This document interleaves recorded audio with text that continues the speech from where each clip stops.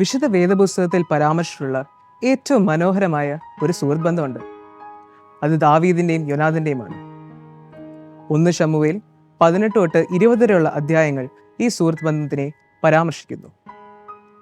സുഹൃത്ത് ബന്ധങ്ങളുടെ അർത്ഥം തന്നെ നഷ്ടപ്പെട്ടു പോകുന്ന ഈ കാലയളവിൽ ഇവരുടെ ജീവിതം നമ്മളെ ഏറെ കാര്യങ്ങൾ പഠിപ്പിക്കുന്നുണ്ട്. ഒരു യഥാർത്ഥ സുഹൃത്ത് എങ്ങനെയായിരിക്കണം എന്നതിന് പല ലക്ഷണങ്ങളുണ്ട്.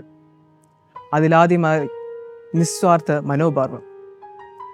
ശൗൽ രാജാവിന്റെ മകനായിരിക്കെ, ഇസ്രായേൽ രാജ്യത്തിന്റെ അടുത്ത കിരീടാവകാശി ആയിരിക്കെ, ദൈവം ദാവീദിനെ തിരഞ്ഞെടുത്തു എന്നറിഞ്ഞുകൊണ്ട് അവനെ സംരക്ഷിക്കുകയും സ്നേഹിക്കുകയും ചെയ്തു. രണ്ടാമത്തെ ലക്ഷണം വിശ്വസ്തത. ദാവീദും യോനാഥനും ദൈവത്തിനു മുമ്പാകെ ഒരു ഉടമ്പടി ഉണ്ടാക്കിയിരുന്നു. പരസ്പരം സംരക്ഷിക്കുമെന്നും തങ്ങളുടെ തലമുറയും സംരക്ഷിക്കും എന്നുള്ളൊരു ഉടമ്പടി. തൻ്റെ സുഹൃത്തായ യോനാഥന്റെ മരണശേഷം രാജാവായ ദാവീദ് അവന്റെ മകനായ മെഫീബോശേത്തിനെ സംരക്ഷിക്കുവാണ്. മൂന്നാമത്തെ ലക്ഷണം ആപത്ഘട്ടത്തിൽ കൂടെ നിൽക്കുന്നവനാണ് യഥാർത്ഥ സുഹൃത്ത്.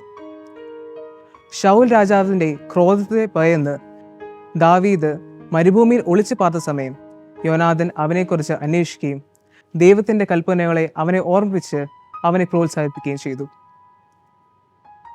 സ്വന്തം സഹപാഠിയുടെ തലയ്ക്കടിച്ച് അവനെ വധിക്കാൻ ഒരു മടിയും കാണിക്കാത്ത ഒരു തലമുറ ഇന്ന് നമ്മുടെ ഇടയിലുണ്ട്.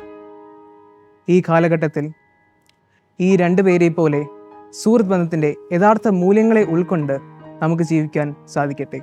ഈ നോമ്പുകാലം അതിനിടയാകട്ടെ.